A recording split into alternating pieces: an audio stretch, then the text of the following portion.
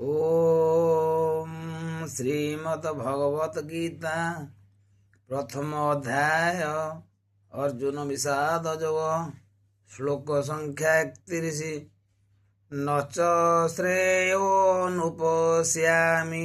हत्वा सोऽजनमाहवे न काङ्क्षे विजयं कृष्ण न च राज्यसुखानि च। अथः हे प्रिय कृष्ण, ଯୁଦ୍ଧରେ ମୋର ଆତ୍ମୀୟ ସ୍ୱଜନମାନଙ୍କୁ ବଧ କଲେ ଯେ କି ଭଲ ଫଳ ହେବ କାହିଁକି ତାହା ମୁଁ ଦେଖିପାରୁନାହିଁ, କିମ୍ବା ଏ ଯୁଦ୍ଧରେ ବିଜୟ ଲାଭ କରି ରାଜ୍ୟ ସୁଖ ଭୋଗ କରିବାକୁ ମୁଁ ଇଚ୍ଛା କରୁନାହିଁ। ଭାବାର୍ଥ, ବଦ୍ଧ ଜୀବ ଏକଥା ଜାଣିପାରେ ନାହିଁ ଯେ ଶ୍ରୀକୃଷ୍ଣ ହେଉଛନ୍ତି ତାର ଏକମାତ୍ର ଆତ୍ମୀୟ। ସେ ଭୁଲରେ ଶରୀରର ସମ୍ବନ୍ଧରେ ସମ୍ବୋଧିତ ଆତ୍ମୀୟଜନମାନଙ୍କ ପ୍ରତି ଅତ୍ୟଧିକ ଆସକ୍ତ ହୋଇ ସେମାନଙ୍କ ଗ୍ରହଣରେ ସୁଖ ପାଇବାକୁ ଆଶା କରେ। ମୋହବଶତଃ ସେମାନେ ଭୁଲି ଯାଆନ୍ତି ଯେ ଭୌତିକ ସୁଖର କାରଣ ହେଉଛନ୍ତି ଶ୍ରୀକୃଷ୍ଣ। ଅର୍ଜୁନଙ୍କର ଏ ପ୍ରକାର ବ୍ୟବହାରରୁ ଜଣାଯାଉଥିଲା ଯେ ସେ ଯେପରି କ୍ଷତ୍ରିୟ ପ୍ରତି ନୈତିକ ବ୍ୟବହାର ବି ଭୁଲି ଯାଉଛନ୍ତି। କଥିତ ଅଛି ଯେ ଦୁଇ ପ୍ରକାର ବ୍ୟକ୍ତି ଅତ୍ୟନ୍ତ ଉଜ୍ଜ୍ୱଳ ଆଲୋକରେ ପ୍ରବେଶ କରିବାକୁ ଯୋଗ୍ୟ ହୁଅନ୍ତି।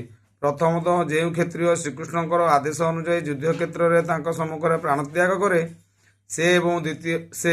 ଏବଂ ଦ୍ୱିତୀୟତଃ ଜଣେ ସନ୍ନ୍ୟାସୀ ଯିଏକି ଏକାନ୍ତ ଭାବରେ ଆଧ୍ୟାତ୍ମିକ ଉନ୍ନତି ନିମିତ୍ତ ପ୍ରୟାସୀ। ଏ ଦୁଇ ପ୍ରକାର ବ୍ୟକ୍ତି ସୂର୍ଯ୍ୟାଲୋକରେ ପ୍ରବେଶ କରିପାରନ୍ତି। ଏପରିକି ଅର୍ଜୁନ ତାଙ୍କ ଶତ୍ରୁମାନଙ୍କୁ ବଧ କରିବାକୁ ବି ପଛାଉଛନ୍ତି। ସେ ଭାବୁଥିଲେ ଯେ ତାଙ୍କର ଆତ୍ମୀୟଜନମାନଙ୍କୁ ଯୁଦ୍ଧରେ ବଧ କଲେ ସେ ଜୀବନରେ ସୁଖ ପାଇପାରିବେ ନାହିଁ ଏବଂ ସେଇଥିପାଇଁ ସେ ଯୁଦ୍ଧ କରିବାକୁ ଇଚ୍ଛା କରୁନଥିଲେ। ଯେପରି ବ୍ୟକ୍ତି କ୍ଷୁଧାର୍ତ ନହେଲେ ଖାଦ୍ୟ ପ୍ରସ୍ତୁତ କରିବାକୁ ଇଚ୍ଛା କରେ ନାହିଁ, ସେହିପରି ଅର୍ଜୁନ ଯୁଦ୍ଧ କରିବାକୁ ଇଚ୍ଛା କରୁନଥିଲେ।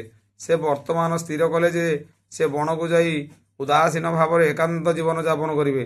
କିନ୍ତୁ ଜଣେ କ୍ଷତ୍ରିୟ ହିସାବରେ ସେ ନିଜର ଭରଣ ପୋଷଣ ନିମିତ୍ତ ଏକ ରାଜ୍ୟ ଦରକାର କରନ୍ତି, କାରଣ କ୍ଷତ୍ରିୟମାନେ ଅନ୍ୟ କର୍ମରେ ନିଯୁକ୍ତ ହୋଇପାରିବେ ନାହିଁ। କିନ୍ତୁ ଅର୍ଜୁନଙ୍କର ରାଜ୍ୟ ନାହିଁ।